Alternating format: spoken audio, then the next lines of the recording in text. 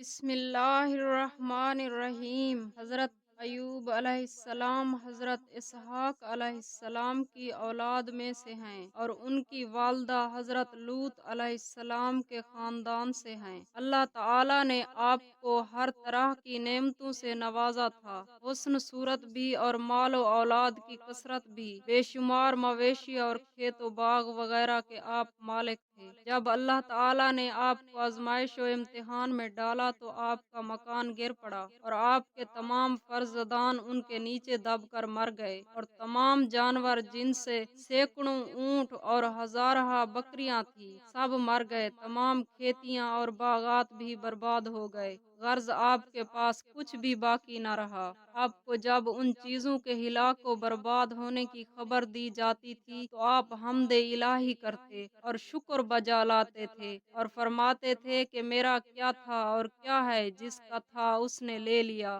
جب تک اس نے مجھے دے رکھا تھا میرے پاس تھا، جب اس نے چاہا لے لیا، میں ہر حال میں اس کی رضا پر راضی ہوں۔ اس کے بعد آپ بیمار ہو گئے اور آپ کے جسم مبارک پر بڑے بڑے آبلے پڑ گئے۔ اس حالات میں سب لوگوں نے آپ کو چھوڑ دیا، بس فقط آپ کی بیوی جن کا نام رحمت بنت افراہیم تھا، جو حضرت یوسف علیہ السلام کی پوتی تھی، آپ کی خدمت کرتی تھی۔ سالہ سال تک آپ کا یہی حال رہا۔ آپ آبلوں اور پھوڑوں کے زخموں سے بڑی تکلیفوں میں رہے، عام طور پر لوگوں میں مشہور رہے کہ معاذ اللہ آپ کو کوڑ کی بیماری ہو گئی تھی۔ چنانچہ بعض غیر معتبر کتابوں میں آپ کے کوڑ کے بارے میں بہت سی غیر معتبر داستانیں بھی تحریر ہیں، مگر یاد رکھو کہ یہ سب باتیں سرتاپا بالکل غلط ہیں، اور ہرگز ہرگز آپ یا کوئی نبی بھی کبھی کوڑ اور جزام کی بیماری میں مبتلا نہیں ہوا، اس لیے کہ یہ مسئلہ متفق الہی ہے کہ انبیاء علیہ السلام کا تمام ان بیماریوں سے محفوظ رہنا ضروری ہے جو عوام کے نزدیک باعث نفرت و حقارت ہیں، کیونکہ انبیاء علیہ السلام کا یہ فرض منصبی ہے کہ وہ تبلیغ و ہدایت کرتے رہیں، تو ظاہر ہے کہ جب عوام ان کی بیماریوں سے نفرت کر کے اس سے دور بھاگیں گے تو بھلا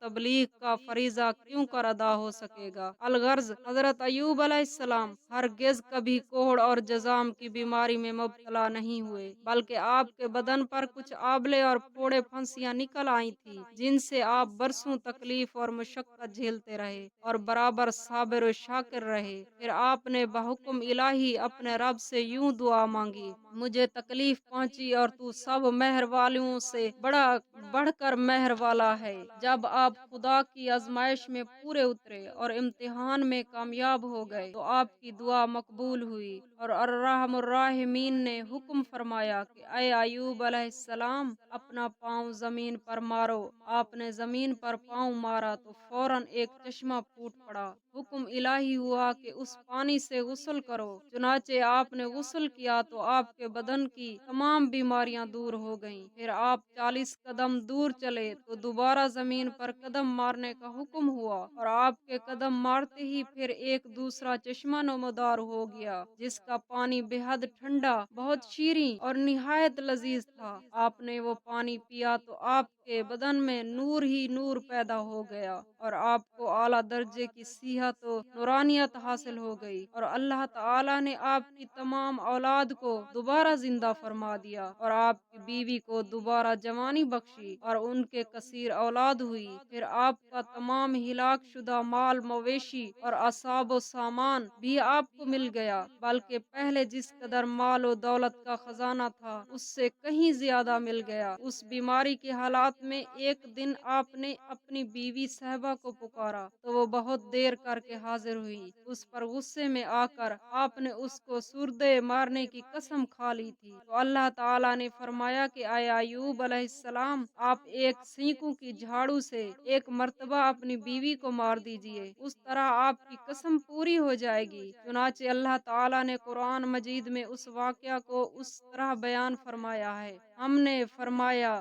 یہ زمین پر اپنا پاؤں مار، یہ ہے ٹھنڈا چشمہ نہانے اور پینے کو، اور ہم نے اسے اس کے گھر والے اور ان کے برابر اور عطا فرما دیے اپنی رحمت کرنے اور عقل مندوں کی نصیحت کو، اور فرمایا کہ اپنے ہاتھ میں ایک جھاڑو لے کر اس سے مار دے اور قسم نہ توڑ، بے شک ہم نے اسے صابر پایا، کیا اچھا بندہ، بے شک وہ بہت رجوع لانے والا ہے۔ الغرض حضرت ایوب علیہ السلام اس امتحان میں پورے پورے کامیاب ہو گئے، اور اللہ تعالیٰ نے ان کو اپنی نوازشوں اور عنایتوں سے ہر طرح سرفراز فرما دیا، اور قرآن مجید میں ان کی مدح خوانی فرما کر اواب کے لاجواب خطاب سے اس کے سر مبارک پر سر بلندی کا تاج رکھ دیا۔ حضرت ایوب علیہ السلام کے اس واقعہ امتحان میں یہ ہدایت ملتی ہے کہ اللہ تعالیٰ کے نیک بندوں کا بھی خدا کی طرف سے امتحان ہوا کرتا ہے، اور جب وہ امتحان میں کامیاب اور آزمائش میں پورے اترتے ہیں تو خداوند قدوس ان کے مراتب و درجات میں اتنی اعلیٰ سربلندی عطا فرما دیتا ہے کہ کوئی انسان اس کو سوچ بھی نہیں سکتا۔ اور اس واقعہ سے یہ سبق بھی ملتا ہے کہ امتحان کی آزمائش کے وقت صبر کرنا اور خداوند عالم عز و جل کی رضا پر راضی رہنا، اس کا پھل کتنا اچھا، کتنا میٹھا اور کس قدر لذیذ ہوتا ہے۔